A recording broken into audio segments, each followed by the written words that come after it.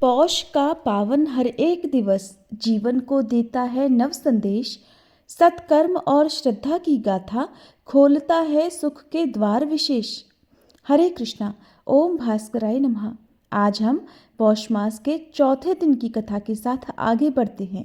ये कथा हमें धर्म और भक्ति के मार्ग पर चलने की प्रेरणा देती है और सच्चे सुख का अर्थ भी समझाती है। श्री नारायण जी नारद जी से कहते हैं, हे नारद, इस प्रकार उस बालक को आशीर्वाद देकर श्री हरि उस सभा में देवताओं और मुनियों के साथ एक रत्न निर्मित श्रेष्ठ सिंहासन पर विराजमान हो गए।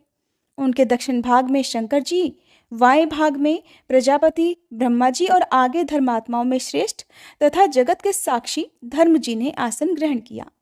हे ब्राह्मण, फिर धर्म के समीप सूर्य, इंद्र, चंद्रमा, देवगण, मुनि समुदाय और पर्वत समूह सुखपूर्वक आसनों पर विराजमान हो गए।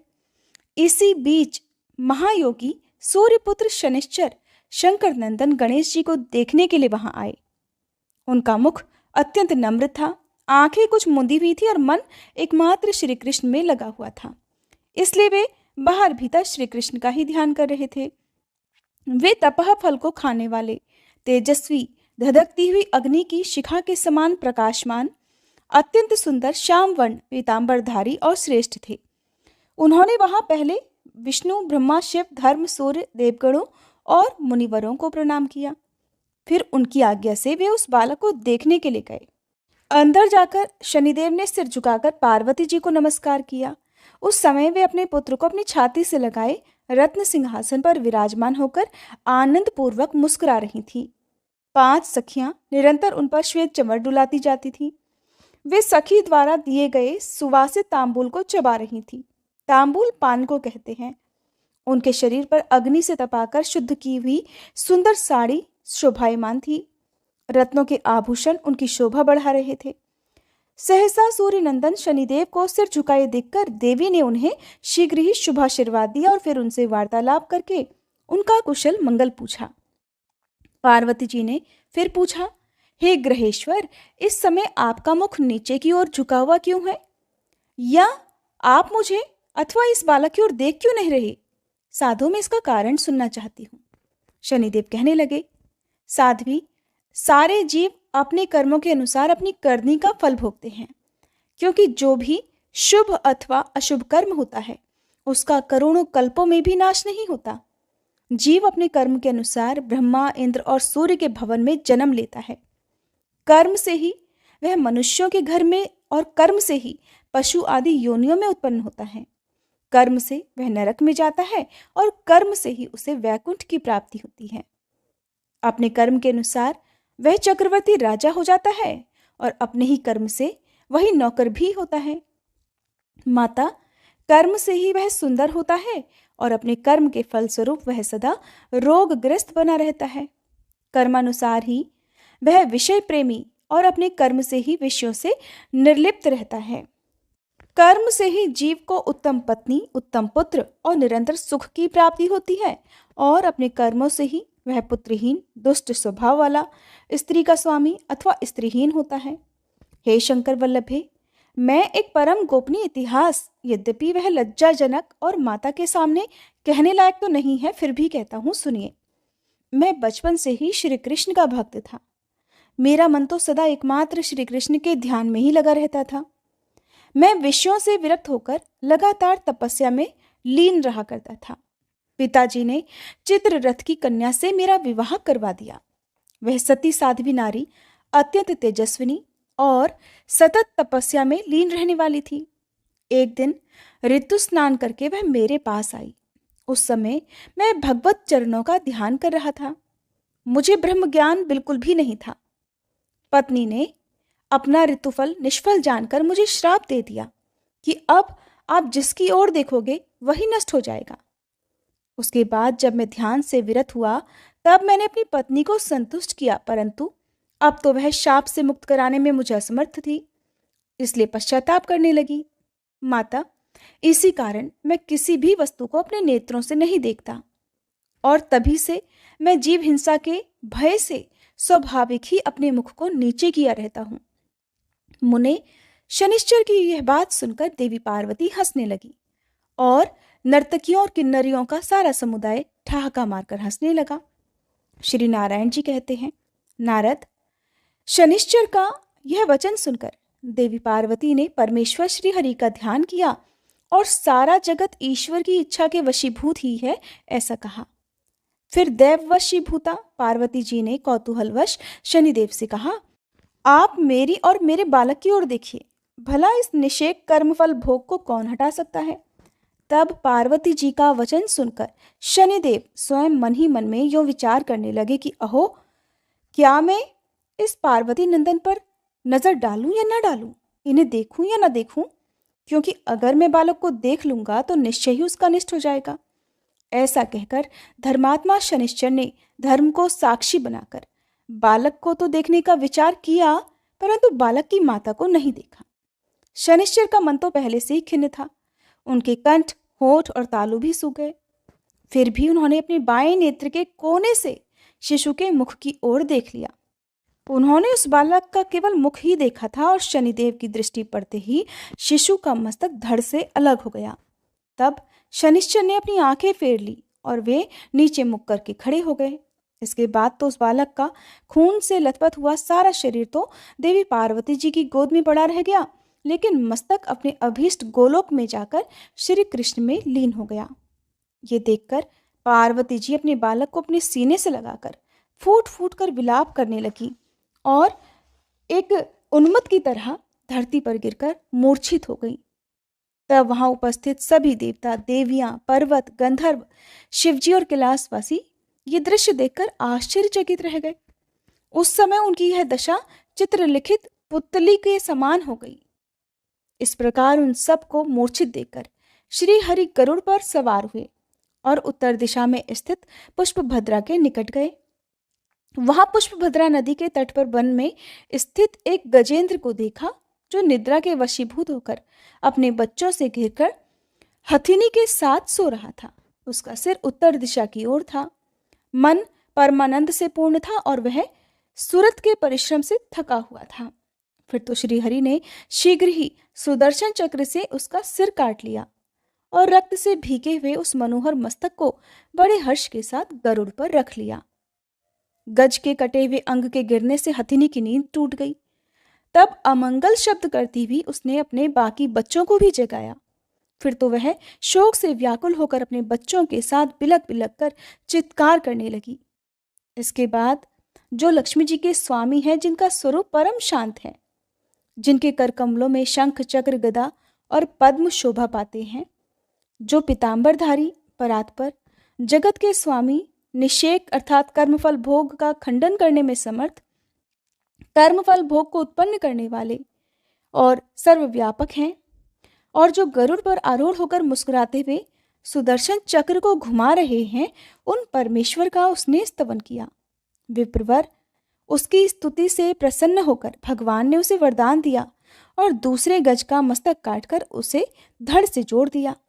फिर उन ब्रह्मवेत्ता ने ब्रह्म ज्ञान से उसे जीवित कर दिया और उस गजेंद्र के सर्वांग में अपने चरण कमल का स्पर्श कराते हुए कहा कि गज, अब तू अपने परिवार के साथ एक कल्प पर्यंत जीवित रहे।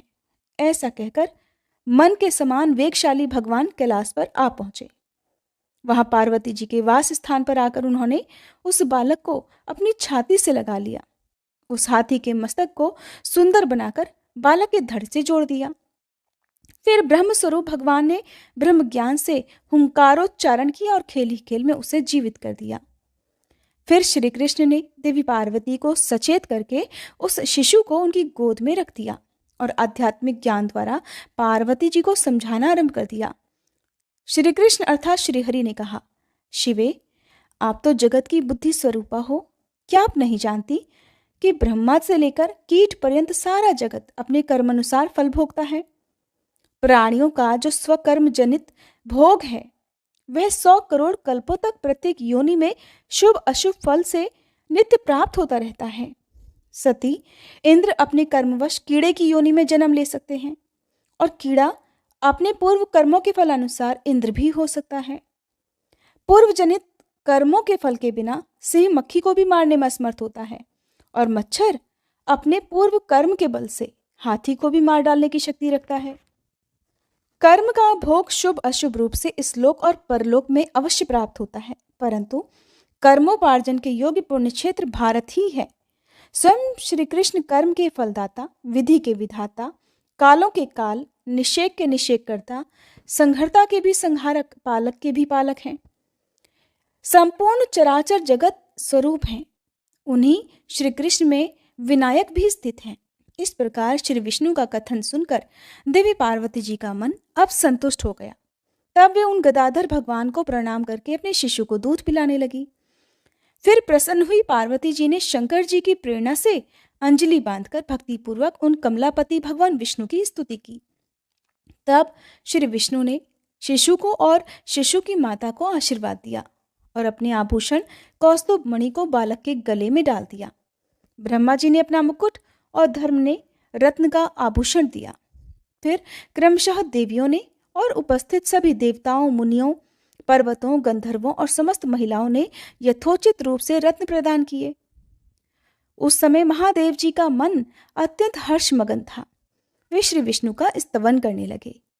नारद, वहां मरकर पुनर्जीवित हुए बालक को देखकर शिव पार्वती ने ब्राह्मणों को असंख्य रत्नों का दान किया। मरे हुए बालक के जी उठने पर हर्ष गदगद हुए हिमालय ने वंदियों को 100 हाथी और 1 सहस्त्र घोड़े प्रदान किए और देवगण हर्षित होकर ब्राह्मणों को और सभी नारियों ने वंदियों को दान किया।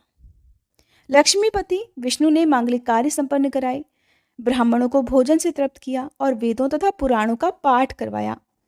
फिर शनिश्चर को लज्जायुक्त देखकर पार्वती जी को क्रोध आ गया और उन्होंने उस भरी सभा के बीच शनिदेव को श्राप देते हुए इस प्रकार कहा कि तुम अंगहीन हो जाओ। श्री नारायण कहते हैं, नारद, फिर श्री विष्णु ने शुभ अवसर आने पर देवों तथा मुनियों के साथ सर्वश्रेष्ठ उपहारों से उस बालक का पूजन किया और उससे यूं कहा कि सुरश्रेष्ठ, मैंने सबसे पहले आपकी पूजा की है, इसलिए वत्स आप सर्वपूज्य और योगींद्र हो जाओ। ऐसा कहकर श्री हरि ने उसके गले में वनमाला डाल दी और उस बालक को मुक्तिदायक ब्रह्म ज्ञान और संपूर्ण सिद्धियां प्रदान करके अपने जैसा ही बना दिया।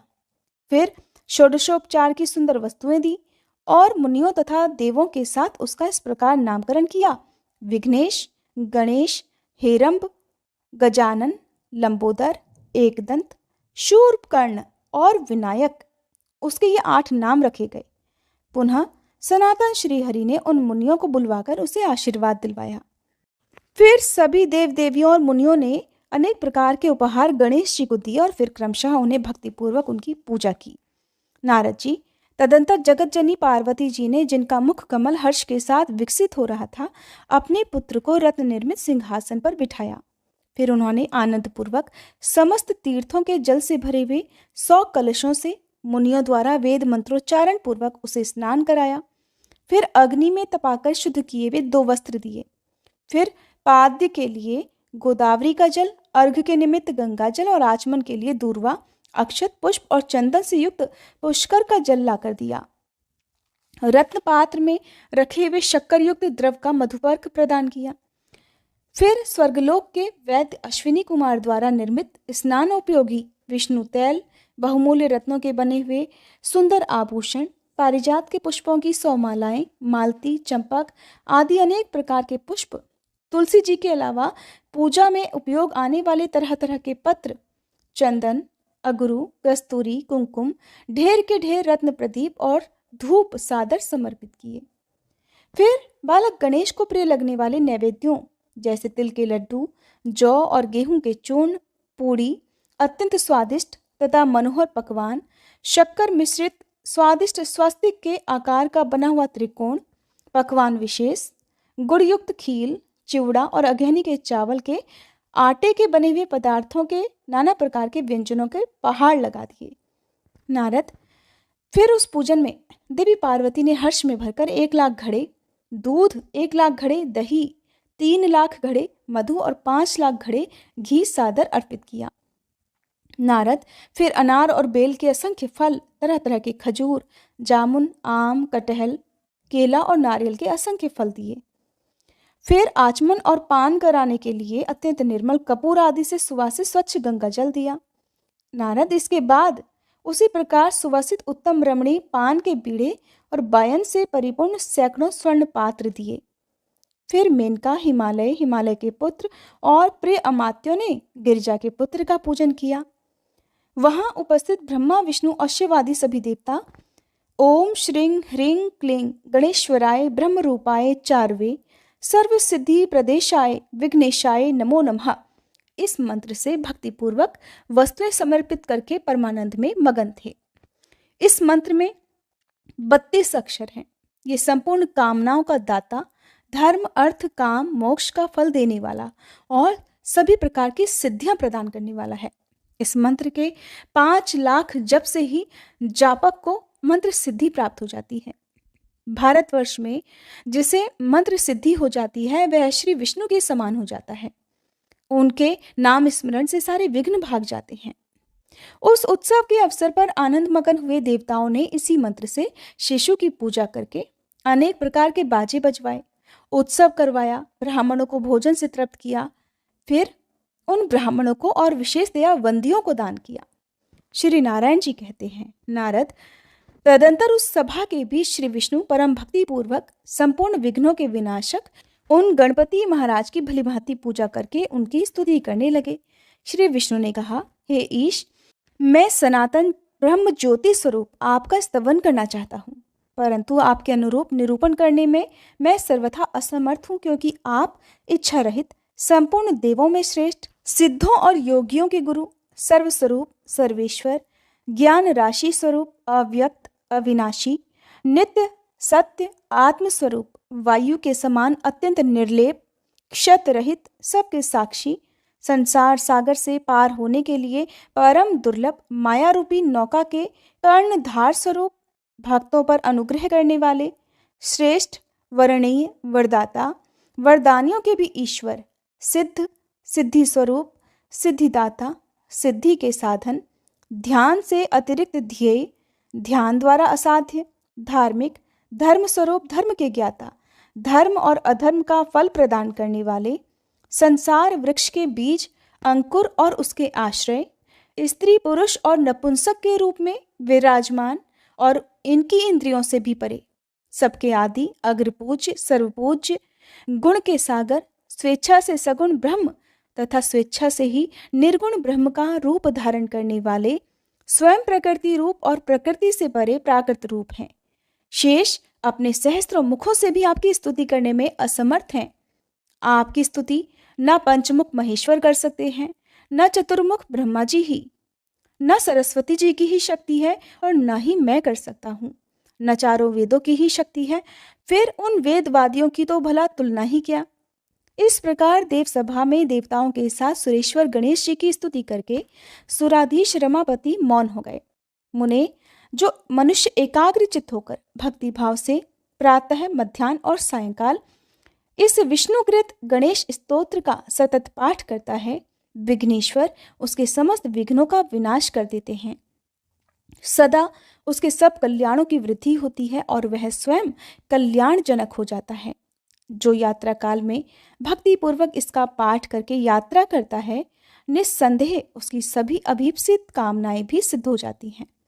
उसके द्वारा देखा गया दुस्वप्न सुखद स्वप्न में परिणत हो जाता है। उसे कभी दारुण ग्रह पीड़ा नहीं भोगनी पड़ती। उसके शत्रुओं का विनाश और बंधुओं का विशेष उत्कर्ष होता है। निरंतर विघ्नों का क्षय और सदा संपत्ति की वृद्धि होती रहती है। उसके घर में पुत्र पौत्र को बढ़ाने वाली लक्ष्मी जी स्थिर रूप से वास करती हैं। तीर्थों, यज्ञों और संपूर्ण महादानों से जो फल मिलता है वह उसे श्री गणेश की कृपा से प्राप्त हो जाता है। यह ध्रुव सत्य है। नारद जी ने कहा, श्री गणेश के स्तोत्र और उनके मनोहर पूजन को तो मैंने सुन लिया, अब मुझे जन्म मृत्यु के चक्र से छुड़ाने वाले कवच को भी सुनने की इच्छा है।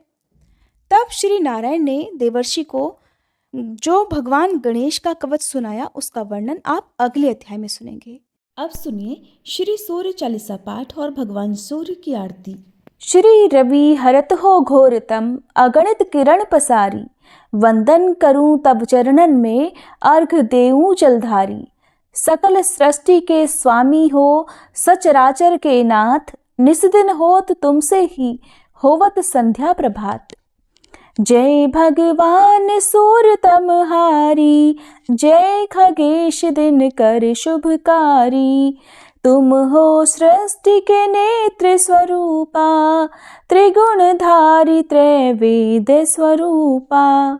तुम ही कर्ता पालक संहारक, भुवन चतुर्दश के संचालक। सुंदर बदन चतुर्भुजधारी, रश्मि रथी तुम गगन विहारी।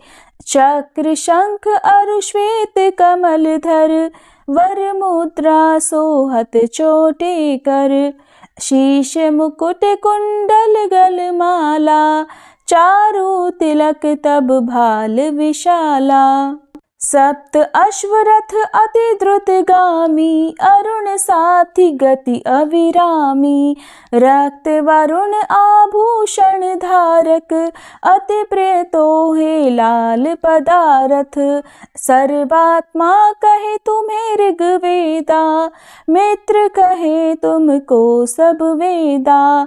पंच देवों में पूजे जाते, मनोवांछित फल साधक पाते।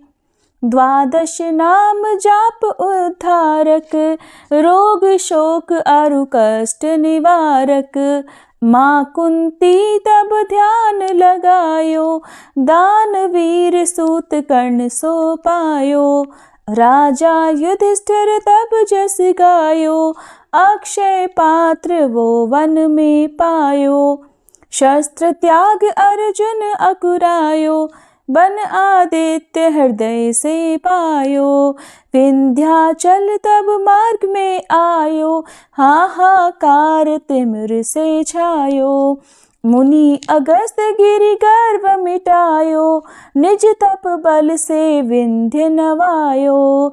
मुनि अगस्त तब महिमा गाई, सुमिर भये विजयी रघुराई। तोहे विरोक मधुर फल जाना, मुख में ली नहीं तोहे हनुमाना। तब नंदन शनिदेव कहावे, पवन के सूत शनि तीर मिटावे। यज्ञ व्रत स्तुति तुम्हारी कीन्ही, भेंट शुक्ल यजुर्वेद की दीन्ही। सूर्यमुखी खरितर तब रूपा, कृष्ण सुदर्शन भानु स्वरूपा। नमन तोहे ओंकार स्वरूपा, नमन आत्मा अरुकाल स्वरूपा। दिग दिगंत तब तेज प्रकाशे, उज्ज्वल रूप तुम्ही आकाशे। दश दिगपाल करत तब सुमिरन, अंजलि नित्य करत हैं अर्पण। त्रिविध ताप हरता तुम भगवन, ज्ञान ज्योति करता तुम भगवन। सफल बनावे तब आराधन, गायत्री जप सरल है साधन। संध्या त्रिकाल करत जो कोई, पावे कृपा सदा तब वोही। चित शांति सूर्यास्तक देव, व्याधि अपाधि सब हर लेवे। अष्टदल कमल यंत्र शुभकारी, पूजा उपासना तब सुखकारी। माघ मास शुद्ध सप्तमी पावन, आरंभ हो तब शुभ व्रत पालन। भानु सप्तमी मंगलकारी, भक्तिदायिनी दोषणहारी। रविवासर जो तुमको ध्यावे, पुत्राधिक दुख वैभव पावे।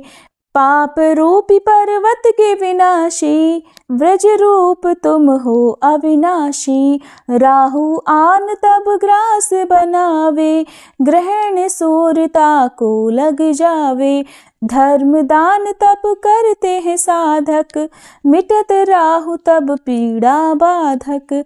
सूर्य देव तब कृपा कीजे, दीर्घ आयु बल बुद्धि दीजे। सूर्य उपासना कर नित ध्यावे, कुष्ठ रोग से मुक्ति पावे।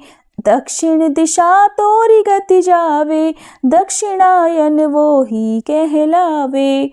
उत्तर मार्गी तोरो रथ होवे, उत्तरायण तब वो कहलावे। मन और वचन कर्म हो पावन, संयम करता भलित आराधन। भरत दास चिंतन करत घर दिन कर तब ध्यान, रखियो कृपा इस भक्त पे तुम्हारी सूर्य भगवान। ओम जय सूर्य भगवान, जय हो दिनकर भगवान। जगत के नेत्र स्वरूपा, तुम हो त्रिगुण स्वरूपा, धरत सब ही तब ध्यान। ओम जय सूर्य भगवान। सारथी अरुण है प्रभु, तुम श्वेत कमल धारी, तुम चार भुजाधारी। अश्व है सात तुम्हारे, कोटि किरण पसारे, तुम हो देव महान। ओम जय सूर्य भगवान। उषा काल में जब तुम उदयाचल आते, सब तब दर्शन पाते। फैलाते उजियारा, जागता तब जग सारा, करे सब तब गुणगान। ओम जय सूर्य भगवान। संध्या में भुवनेश्वर अस्ताचल जाते, गोधन तब घर आते। गोधूली बेला में हर घर हर आंगन में, हो तब महिमा गान। ओम जय सूर्य भगवान। देव दनुज नर नारी, ऋषि मुनिवर भजते, आदित्य हृदय जपते। स्तोत्र ये मंगलकारी, इसकी है रचना न्यारी, दे नव जीवन दान। ओम जय सूर्य भगवान। तुम हो त्रिकाल रचयिता, तुम जग के आधार, महिमा तब अपरंपार। प्राणों का सिंचन करके, भक्तों को अपने देते, बल बुद्धि और ज्ञान। ओम जय सूर्य भगवान। भूचर जलचर खेचर, सबके हो प्राण तुम्ही, सब जीवों के प्राण तुम्ही। वेद पुराण बखाने, धर्म सभी तुम्हें माने, तुम ही सर्वशक्तिमान। ओम जय सूर्य भगवान। पूजन करती दिशाएं, पूजे दश दिक्पाल, तुम भुवनों के प्रतिपाल। ऋतुएं तुम्हारी दासी, तुम शाश्वत अविनाशी, शुभकारी अंशुमान। ओम जय सूर्य भगवान। ओम जय सूर्य भगवान। जय हो दिनकर भगवान। जगत के नेत्र स्वरूपा, तुम हो त्रिगुण स्वरूपा, धरत सब ही तब ध्यान। ओम जय सूर्य भगवान। ओम जय सूर्य भगवान।